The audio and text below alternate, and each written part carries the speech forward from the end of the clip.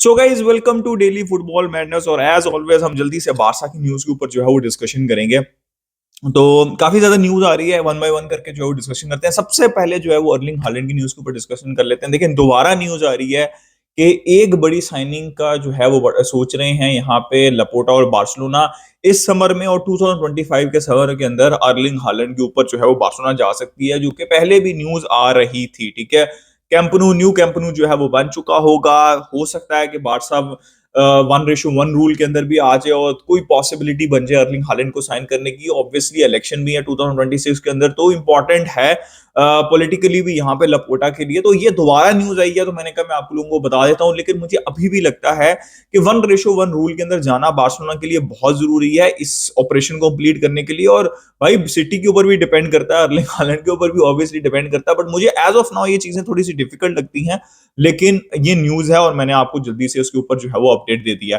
अब जो है हम नई न्यूज की तरफ जो है वो मूव करते हैं। और देखिए 1:1 रूल की बात हो रही है, तो मैं उसमें पहले ही आपको बता दूं कि Barca is in continuous contact with La Liga यहाँ पे टेबास के साथ भी, कि किस तरह कोई फॉर्मूला निकाला जाए। और एज पर रिपोर्ट्स हो सकता है कि फाइनेंशियली थोड़ा सा रूम यहाँ पे दे दे जो है वो ला लीगा बार्सिलोना को, या फिर बार्सिलोना को नहीं, सिर्फ बाकी क्लब्स को भी। लेकिन अभी भी as per reports Tebas is very firm on this के बारसा को एक मेजर सेल मिनिमम करनी पड़ेगी, जो कि ऑब्वियसली रफीनिया की हो सकती है, जैसे हम हमेशा बात करते हैं, या फिर कोई और भी प्लेयर हो सकता है to come back to 1:1 rule and then operate normally. तो ऑब्वियसली बारसा का जो सबसे मेन टारगेट होगा ये 1:1 रूल के अंदर वापस आने का होगा, और एक मेजर सेल आप एक्सपेक्ट कर सकते हैं बारसा से। तो ये तो न्यूज थी between Laporta Barcelona and obviously La Liga. अब आ जाते हैं थोड़ी सी और न्यूज के ऊपर। देखें चावी चावी जो है बहुत ज्यादा न्यूज चल रही है कि चावी स्टे करेंगे या नहीं करेंगे। और एज पर रिपोर्ट्स देखिए सारी चीजें जो है ना, मुझे ऐसा लगता है, जैसे मैंने बहुत दफा कहा है, पीएसजी के गेम पे डिपेंड करती हैं। लेकिन ये रिपोर्ट आ नहीं रही, लेकिन मुझे ऐसा लगता है कि पीएसजी के गेम पे सारी चीजें डिपेंड करती हैं।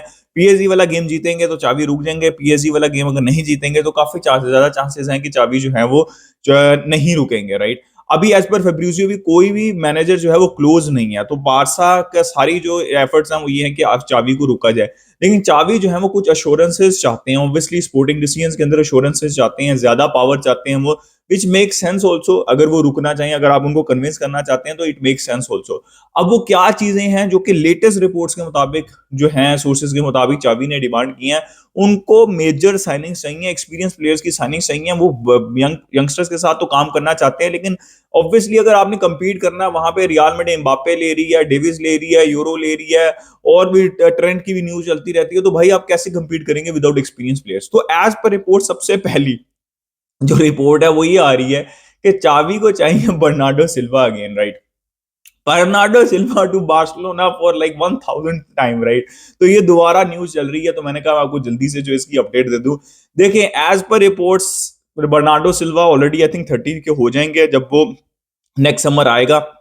एज पर रिपोर्ट्स आपको याद होगा कि उन्होंने कॉन्ट्रैक्ट एक्सटेंड कर लिया था अपना, और वो बारसा नहीं आए थे, और बारसा चाहती भी थी, एज पर रिपोर्ट्स वो भी आना चाहते थे, लेकिन फाइनेंशियली ये डील पॉसिबल नहीं थी बार्सिलोना के लिए, जिसकी वजह से आपको याद होगा जिरार्ड रोमेरो का वो थिंग्स आर हैपनिंग और वो सारी चीजें। तो तकरीबन 3 साल से जो है वो बर्नार्डो सिल्वा लिंक्ड है। इवन जब मेसी भी का केस भी चल रहा था वो 2021 के अंदर, तब भी बर्नार्डो सिल्वा के लिंक्स आए थे। तो अब 2025 में हम ऑलमोस्ट 2024 के अंदर समर के अंदर हम आ जाएंगे और फिर बर्नार्डो सिल्वा के लिंक्स चल रहे हैं। लेकिन as per report 50 million euros का यहाँ पे बारसा के लिए रिलीज क्लॉज है एज पर रिपोर्ट्स, राइट। अब वो कंफर्म होना जो है वो बाकी है, सोर्सेज तो यही कह रही हैं। तो क्या बारसा को बर्नार्डो सिल्वा के ऊपर जाना चाहिए? To be very honest, Barca देखिए मसीनो की भी साथ साथ न्यूज आ रही है, उसके ऊपर मैं बता दूं। देखिए बारसा मसीनो आना चाहते हैं, लेकिन बारसा कॉन्फिडेंट नहीं है, बिकॉज उसी पोजीशन के ऊपर है लमीन यमाल, जहां पे वो भी खेलते हैं, लेकिन उससे बड़ा इशू ये है कि वो एक्सपीरियंस नहीं है, राइट। तो दो इनएक्सपीरियंस प्लेयर हो जाएंगे, बहुत अच्छा पोटेंशियल है। चावी चाहते हैं बर्नार्डो सिल्वा, और it's not a bad option. हम साने की बात भी करते हैं, but Bernardo Silva it's not about कि लमीन यमाल की वो जगह के ऊपर जो है वो लोग कह रहे हैं कि यार बर्नार्डो सिल्वा आएंगे तो लमीन यमाल का प्लेइंग टाइम कम हो जाएगा। ऐसा नहीं होगा।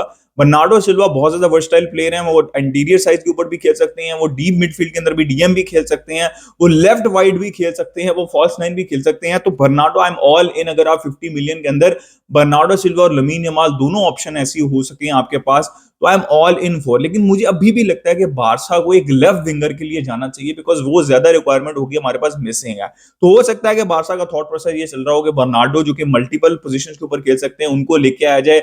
Raphinha will most likely leave अगर बर्नार्डो सिल्वा आते हैं, और देन लेट्स सी कि बारसा क्या कर सकती है लेफ्ट विंग पोजीशन पे। लेकिन एक और न्यूज आ रही है जो मैं जल्दी से आपको बता देता हूं कि एज पर रिपोर्ट चावी ने कहा भाई मुझे डीएम चाहिए, और दो नाम जो उन्होंने जो उन्होंने पेश किए हैं वो हम भी डिस्कशन करते रहते हैं हर वक्त, वो है जुबमेंडी और दूसरे हैं किमिक। अब आपको सिचुएशन तो पता है किमिक की कि किमिक माइट बी अवेलेबल, बहुत ज्यादा चांसेस अवेलेबल होंगे, लेकिन और भी बहुत से क्लब आएंगे, सैलरी इश्यूज और वो सारी चीजें बारसा को सॉर्ट आउट करनी पड़ेंगी। अभी बायन ने बताना है कि कितने पैसे जो है वो बायन जो है वो प्राइस टैग रखेगी, वो मिनिमम 50 मिलियन यूरोस का होगा। और दूसरे जुबमेंडी है जो कि जिन्होंने जिसको लिवरपूल भी उन्होंने टैब्स रखी हुई है और बायन ने भी रखी हुई है, तो कंपटीशन वहां पे भी होगा। लेकिन अभी तक जुबमेंडी ने अपने आप को किसी भी क्लब के लिए अपार्ट फ्रॉम रियाल सोसिएडाद अवेलेबल नहीं किया, तो ये ऑपरेशन भी आसान नहीं होने वाला। तो ये डीएम की न्यूज और एज पर रिपोर्ट चावी की डिमांड है, उससे पहले कल तक तो ये न्यूज आ रही थी कि बारसा की प्रायोरिटी उनाना है, जिसमें वाइफर भी हैं, जिसमें एलेक्स गार्सिया भी हैं। ठीक है, तो ये सारे जो ऑप्शंस हैं ये बारसा की जो है वो प्रायोरिटी है। थुरम का नाम भी अब आ रहा है, तो ये वो है जो कि फाइनेंशियली शायद ज्यादा फिजिबल हो या फिर ऑपरेशन इनका थोड़ा सा ज्यादा आसान हो। लेकिन बाकी जो हैं वो थोड़े कॉम्प्लिकेटेड है, बट चावी की डिमांड ये है कि आप मुझे ये एश्योरेंसेस दें, एंड देन ऑब्वियसली जो है वो रुक सकते हैं। तो अब देखते हैं कि आहिस्ता आहिस्ता कैसी डेवलपमेंट होती है। लेकिन मैं बार बार कह रहा हूँ कि वो पीएसजी का मैच जो है वो काफी ज्यादा क्रूशल हो सकता है ये सारे डिसीजंस में। देखें, पीएसजी का मैच अगर आप बारसा जीत जाती है तो चाबी थोड़ी सी पावर के अंदर आ जाएंगे, और फिर वो ये चीजें डिमांड भी कर सकते हैं और एश्योरेंस डिमांड भी कर सकते हैं। लेकिन बारसा कैसे इसको डील करेगी, ये बहुत बड़ा चैलेंज होगा। सेल तो करना पड़ेगा बारसा को नए प्लेयर्स को लाने के लिए।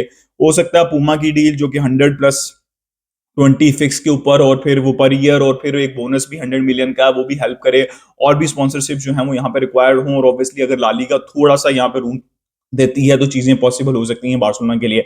तो गाइस फिलहाल जो है वो यही न्यूज है। उसके अलावा अलोंसो की न्यूज आ रही है, कंफर्म किया है कि ही will be leaving at the end of the season. तो अलोंसो भी बारसा के लिए अच्छे रहे हैं, टू बी वेरी ऑनेस्ट। वो उस विंग बैक पोजीशन पे नहीं खेल पाए, लेकिन सबसे मुश्किल टाइम के अंदर उन्होंने सेंटर बैक संभाला था भाई। अलोंसो ने सेंटर बैक और अच्छा संभाला था जब हमने जो है वो ला लीगा टाइटल जीता था। Thank you so much Alonso, but I think it is the right time for Alonso to move on.